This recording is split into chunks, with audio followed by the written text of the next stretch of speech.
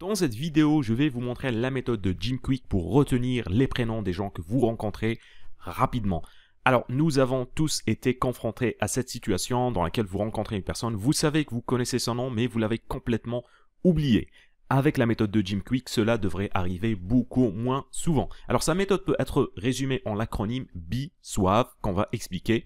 Alors, je vais commencer par la partie B et E parce que c'est plus l'aspect psychologique de la technique. Le B, c'est pour believe, donc avoir la croyance que vous pouvez développer votre mémoire. Et le E, c'est pour exercer, c'est-à-dire vous exercer à utiliser ces techniques. Je ne vais pas entrer dans plus de détails dans l'aspect psychologique. On va tout de suite passer au mot SWAV, qui va déterminer les techniques que nous allons utiliser. Alors vous avez en premier say it ou prononcer le prénom. Ça veut tout simplement dire que quand vous allez rencontrer une personne, quand elle va vous donner son prénom, eh bien vous allez le réutiliser. Par exemple, ravi de faire votre connaissance, Franck. Pourquoi est-ce qu'on fait ça? Eh bien parce que quand la personne va vous donner son prénom pour la première fois, il ne sera stocké dans votre mémoire que pendant 10 secondes. C'est la capacité de stockage de votre mémoire à court terme qui est généralement d'environ 20 à 30 secondes, mais dans la situation dans laquelle vous rencontrez une nouvelle personne, votre cerveau est surstimulé, ainsi la capacité de stockage sera diminuée à généralement 10 secondes.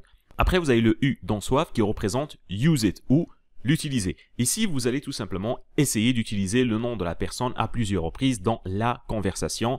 Pourquoi est-ce qu'on fait ça? Une nouvelle fois, on est tout simplement en train de stocker le nom dans sa mémoire à court terme. On va dire en quelque sorte qu'on va remettre les pendules à zéro à chaque fois que vous allez le réutiliser et ça permet de stocker le nom dans votre mémoire à court terme pendant un peu plus longtemps. Évidemment, il ne faut pas exagérer cela et utiliser le prénom de la personne à la fin de chacune de vos phrases. Passons maintenant au A dans SWAV qui est ask. Ask, c'est demander. Demander, ça veut tout simplement dire, si c'est possible, poser des questions à la personne à propos de son nom, par exemple son origine ou sa signification. Encore une fois, ça permet de garder le nom dans votre mémoire à court terme et faciliter son transfert vers votre mémoire à long terme. Après, vous avez le V, et le V, c'est pour visualiser. Alors, visualiser, ça veut tout simplement dire que vous allez essayer de transformer le prénom de la personne en une image pour faciliter sa mémorisation. Vous rencontrez une personne qui s'appelle Franck, vous allez l'imaginer avec un tank. Vous rencontrez une personne qui s'appelle Philippe, vous allez l'imaginer avec un slip sur la tête. Alors évidemment, plus l'image sera bizarre, plus elle sera mémorable. Et enfin, vous rencontrez une personne qui s'appelle Emma, vous allez l'imaginer avec de l'eczéma sur son visage. On fait ça parce que l'image sera beaucoup plus mémorable que le nom de la personne, que le prénom de la personne, et ainsi chaque prénom pourra être converti en une image rapidement.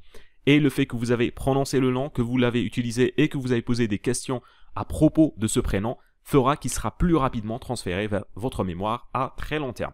Et pour terminer, vous avez le E pour end. Là, ça veut tout simplement dire que vous allez terminer votre conversation en utilisant une nouvelle fois le prénom de la personne, ce qui fait que vous l'aurez réutilisé à plusieurs reprises pendant votre conversation. Voilà, donc ça c'est la technique de Jim Kwik pour mémoriser les noms rapidement, BE-SWAV. Le S c'est pour prononcer le nom, le U c'est pour l'utiliser, le A c'est pour poser des questions à propos de ce nom, le V c'est pour visualiser, transformer le nom en image, et le E enfin c'est pour terminer la conversation en utilisant le prénom de la personne. Alors, si vous voulez en apprendre davantage sur les techniques de mémorisation et comment les utiliser pour mémoriser, par exemple, des livres, des données scientifiques, historiques, géographiques, équations ou formules, voire même des textes, je vous conseille de cliquer sur le lien qui se trouve en bas dans la description et de choisir une des formations vidéo. Vous allez les recevoir gratuitement dans votre boîte email. Voilà, avec ça, nous sommes arrivés à la fin de cette nouvelle vidéo. Comme toujours, n'oubliez pas de me laisser vos avis et commentaires. Abonnez-vous à la chaîne si ce n'est pas encore fait. Laissez un pouce bleu, partagez cette vidéo avec vos amis. Et on va se retrouver très prochainement pour de nouveaux conseils sur la mémoire et les techniques de mémorisation.